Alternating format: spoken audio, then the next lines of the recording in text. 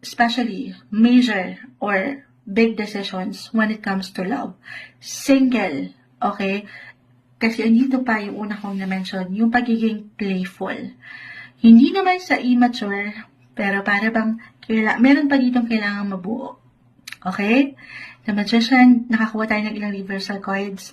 At baka reversal tayo, energy rin. So, pwede itong mag-apply sa'yo mismo, Aquarius, or dito, sa person mo, na kung saan meron pa siyang, hindi lang ikaw, ayan, diretsahan si Moonchild, hindi kailangan mag-apply agad-agad, hindi lang ikaw ang kanyang ini-entertain, meron siyang options, may choices, merong pinagpipilian, and short.